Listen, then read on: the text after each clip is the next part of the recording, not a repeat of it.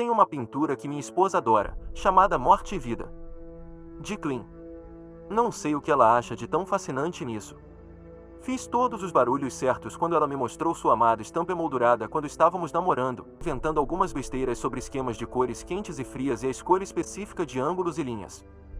Ela era uma artista. Nossos primeiros encontros envolveram longas caminhadas por museus, começando no período azul de Picasso e terminando em carícias pesadas e bolas azuis.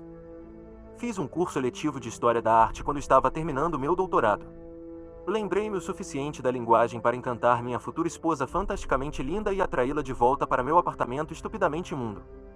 Estamos falando de mim como sapo solteiro nojento, sentado em um nenúfar feito de recipientes vazios cercados por um lago com roupas sujas suficientes para manter uma lavanderia funcionando por 6 meses frescos. Lembro-me de lutar para encontrar 2 recipientes em forma de copo para a garrafa de vinho que havíamos trazido enquanto ela estava no banheiro. Lavei algumas canecas de café e corri para o quarto para tentar limpar as embalagens de preservativos que estavam na minha mesinha de cabeceira desde 2003. Na cama, bem arrumados contra o resto do caos, estava o vestido da minha esposa. Sutiã e calcinha. Ela saiu do banheiro completamente nua, exceto por um par de salto alto, pegou o vinho de mim e tomou um gole direto da garrafa. Eu me apaixonei total, completa e irrevogavelmente. Não tenho cabeça para coisas artísticas, trabalho com finanças, sou criativo com números, não com pintura, mas adoro as coisas dela. Ela fez seu nome nos últimos anos, os críticos a chamam de americano Damien Hirst. Uma de suas primeiras exposições foi composta por uma dúzia de pinturas a óleo de doces podres, em torno de um bolo de verdade cheio de milhares de joaninhas mortas sendo alimentadas com uma tarântula mumificada vestida como a pequena senhorita Muffet. Não tenho ideia do que isso significava, mas foi doentio, bem-sucedido e servido por Baltazar, então comi cerca de 20 croissants. Eles não tinham bugs neles. Eu chequei. Ela foi incrível. Ela tinha o corpo de uma garota do laqueiro e o rosto de uma modelo Modigliani, e ainda tem. Ela é charmosa, carismática, profunda, o tipo de pessoa que as pessoas procuram e querem estar por perto constantemente. Ela deu como se tivesse algo a provar, ela tinha um senso de humor distorcido. Assim que consegui um emprego com valores suficientes para manter uma garota como ela satisfeita do jeito que deveria estar, propus comprar para ela um prédio histórico de arenito na cidade, com um jardim cheio de rosas e piso de madeira de mogno. E nos primeiros anos ela parecia feliz. Éramos o tipo de casal que você vê na New York Magazine e zomba porque eles têm muita sorte. Mas passamos por uma situação difícil, como acontece com todos os casais. Ela ainda era superficialmente a mesma mulher por quem me apaixonei, parecia incrível, as pessoas sempre me perguntavam quando ela seria a anfitriã do próximo jantar, ela ainda tinha um olho incrível para a arte. Eu sabia, porém, eu sabia que ela estava infeliz. Eu podia ver a tristeza nos cantos dos olhos e na curva da boca. Aconteceu gradualmente. Primeiro foi a cortina do chuveiro. Ela comprou 3 ou 4 em uma pequena boutique no centro da cidade e os trouxe para casa para que pudéssemos escolher um juntos. Decidimos por um, azul claro, feito de um material impraticável e caro demais para uma cortina de banheiro, mas tínhamos dinheiro e isso a deixou feliz, então por que não? Alguns dias depois, eu estava me barbeando e percebi que ela ainda não havia fechado a cortina. Só cerca de 1 mês depois eu tive um vislumbre dele pendurado em seu estúdio, cortado em pedaços e tingido até ficar quase irreconhecível. Optei por ignorá-lo porque aprendi que geralmente não é o melhor curso de ação denunciar a licença criativa de um artista, a menos que você queira iniciar uma guerra total sem fim discernível. 1 ano depois disso, porém, não tive escolha. Ela estava tão nervosa que era como se estivesse sobre uma navalha. Ela geralmente fazia uma exposição a cada 3, 4 meses ou mais, e quando tinha ideias demais, as galerias sempre pediam que ela reduzisse suas coleções. Quando o ano passou sem nenhuma pintura terminada, comecei a me preocupar, tanto com o bem-estar dela quanto com a nossa conta bancária. Éramos gastadores extravagantes, e cada um de seus shows renderia uns incríveis $20.000 que pagavam alguns meses de praias europeias e viagens de esqui em Aspen. A gota d'água, porém, foi quando ela queimou as rosas. Acontece que ela havia concluído dezenas de projetos ao longo do ano, odiou tudo e destruiu ou pintou tudo. Enquanto eu estava no escritório, ela perdeu o controle, molhou cerca de 16 telas com fluido de isqueiro e colocou fogo no quintal. Quando recebi a ligação do corpo de bombeiros, corri para casa e a encontrei sentada na traseira da ambulância, coberta de cinzas, com os cabelos loiros chamuscados nas pontas. Ela estava fumando um cigarro. Olhei para as flores queimadas, para os esqueletos das suas pinturas, para os membros arruinados das esculturas quebradas, e perguntei-lhe o que aconteceu e por quê. Ela deu uma tragada no cigarro e disse: "Era meu para queimar." Ela tirou fotos grandes e elegantes do inferno. Uma família de coelhinhos sufocados na fumaça, ela os empanhou e montou em ordem de tamanho em um vulcão de bicarbonato de sódio, como o que você vê nas feiras de ciências do ensino médio. Ela juntou alguns pedaços carbonizados, conectou-os e fez uma espécie de fênix deformada e de aparência dolorida, pesando 200 quilos e facilmente mais de 2,5 metros de altura. Ela chamou tudo de From the Ashes, e as críticas no time chamaram de incendiário.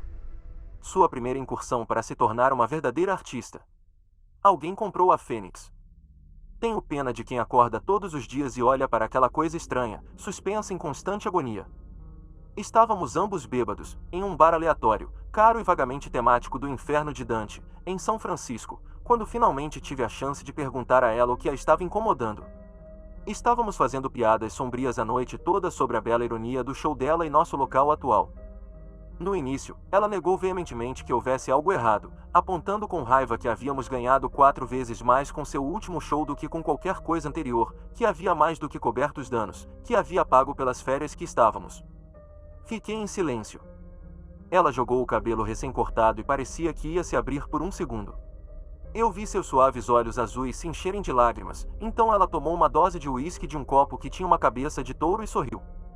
"Bem, para começar," ela balbuciou, balançando indiferentemente o copo no piercing e no nariz do touro.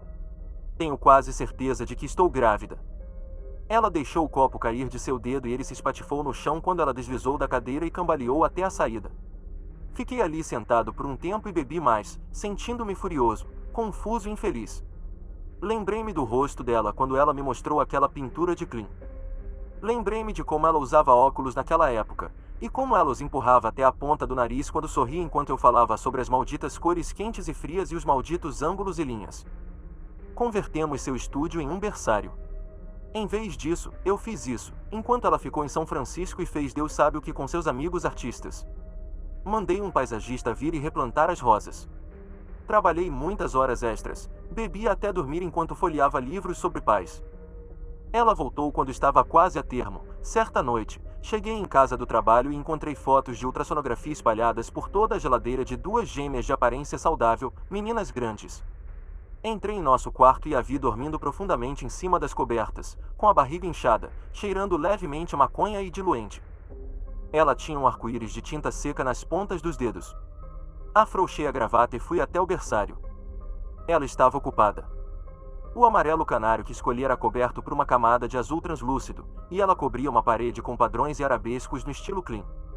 O tapete macio e cremoso estava coberto de respingos de tinta. Ela havia trabalhado furiosamente para terminar.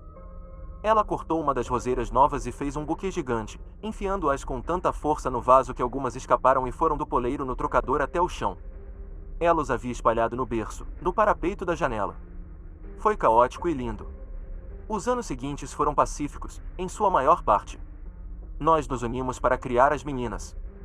Apesar da preparação pré-natal pouco cuidadosa de minha esposa, eles eram incrivelmente inteligentes e bonitos. Ambas se pareciam com ela, com longos cachos loiros e olhos azuis. Às vezes, quando os colocava na cama, me perguntava se algum pedaço do meu DNA estava neles. Eles eram como versões em miniatura dela. Minha esposa concordou em consultar um psiquiatra por um tempo. Ela tomou alguns remédios por um tempo, Xanax, alguns estabilizadores de humor. Por fim, ela e o médico decidiram que a crise tinha sido hormonal e temporária. Voltamos a dar jantares, acalmando as fofocas que contagiavam nossos círculos sociais. Ela parou de pintar e começou a lecionar em uma universidade. Ela parecia satisfeita novamente, ainda mais feliz do que antes. De vez em quando eu via uma expressão em seus olhos como fogo de artilharia reprimido, como se ela estivesse prestes a explodir a qualquer segundo, mas isso nunca durava mais do que alguns segundos antes de voltarem ao suave azul centáurea que eu conhecia. Bem, e quem não fica um pouco agitado de vez em quando? Subi na hierarquia no trabalho. Adorei a sensação de poder que acompanha as promoções. Eu amei minhas meninas. E por Deus, eu a amava. Minha esposa louca, nojenta, linda, odiosa e amorosa e extraordinária. Então veio hoje. Hoje cheguei em casa do trabalho mais cedo. Hoje, minha esposa tirou o dia de folga para ser acompanhante em uma viagem escolar ao Met. Eles estavam atrás dela meses por causa de sua expertise no mundo da arte, queriam que as crianças vivenciassem a cultura da forma mais sofisticada possível. Achei ridículo, eram crianças de 1 a 3 anos em creche particular, eles viram mais beleza nas Cheerios do que nos nenúfares de Monet. Mas eles desgastaram minha esposa, e ela recebeu um bando de crianças pequenas e professores de olhos arregalados para passear pelo museu. Cheguei em casa para almoçar porque havia esquecido meu iPad que continha anotações para uma apresentação que eu faria naquela noite. Caminhei pelo jardim de rosas e notei uma pequena peça de escultura que sobrou da exposição cinzas de tanto tempo atrás. Era metade de um passarinho, tinha o tipo de detalhe requintado pelo qual minha esposa era tão famosa. Eu tinha certeza de que era um pássaro de verdade que ela havia moldado em argila. Achei que podia ver um pequeno pedaço de pena em uma das rachaduras. Eu me perguntei por que não tinha notado isso antes. Entrei e me servi de um copo de suco de laranja. A geladeira tinha fotos desenhadas pelas minhas filhas, bonecos tortos e felizes que não se pareciam em nada com os belos horrores que sua mãe costumava produzir. Eu estava feliz com aquilo. Eu esperava que eles se apaixonassem pelos números como eu. Estava absolutamente silencioso, e tomei um gole do doce cítrico e apreciei o nada. Então pensei ter sentido um vago cheiro de tinta fresca no ar. Curioso, entrei na sala. E lá estava minha esposa, sentada no sofá de couro com uma garrafa de vinho, parecendo um anjo da morte. Ela estava coberta da cabeça aos pés com pintura corporal azul acinzentada, com uma concentração especial sob os olhos. Ela usava um vestido azul de retalhos revelador, coberto de cruzes de vários formatos e tamanhos. Não era um vestido, percebi, mas a cortina de chuveiro rasgada de tantos anos atrás. Eu podia ver a maior parte de seus seios ainda perfeitos, a curva de sua cintura. A garrafa de vinho era alongada e pintada em um estranho tom de laranja. O cheiro de tinta era mais forte ali, um cheiro insuportável de fluido de isqueiro e outra coisa que eu não conseguia identificar. Ela havia raspado a cabeça. Fiquei olhando para ela por um tempo, minutos? 1 hora talvez? Por fim, ela tomou um gole de vinho da garrafa, girando na boca. Notei tinta, azuis profundos e vermelhos ainda mais profundos, ao redor de seus dedos. Sentei-me na poltrona em frente a ela, incapaz de pensar no que exatamente queria perguntar a ela. Talvez porque eu soubesse. Talvez porque eu não quisesse saber. Notei uma câmera na mesa entre nós, fui pegá-la e ela pousou a mão cinzenta na minha antes que eu pudesse, suavemente, com delicadeza, com toda a familiaridade de anos de casamento. Ela abriu a boca para falar, lábios macios e rosados empalideceram pela tinta. Eles eram meus. E estou aqui sentado, sabendo que tem atrás da porta do quarto das minhas filhas, com a parede de clã que nunca repintamos. Saber por que meu telefone continua tocando com ligações da escola, do departamento de polícia de Nova York. Saber por que não consegui encontrar meus comprimidos para dormir ontem à noite. Saber o que é esse cheiro. Vendo pela minha visão periférica o vermelho se acumulando e manchando o carpete por baixo da porta, a pilha de roupas cuidadosamente dobradas ao lado de minha esposa no sofá. Posso imaginar aquele fio grosso que ela usou para encaixar todos os seus modelos onde ela queria, que recriação perfeita e detalhada deve ser. Por que ela é tão perfeita? Eu vejo a Fênix em minha mente. Espero que, quando ela acender o cigarro que está prestes a acender, nós dois queimemos.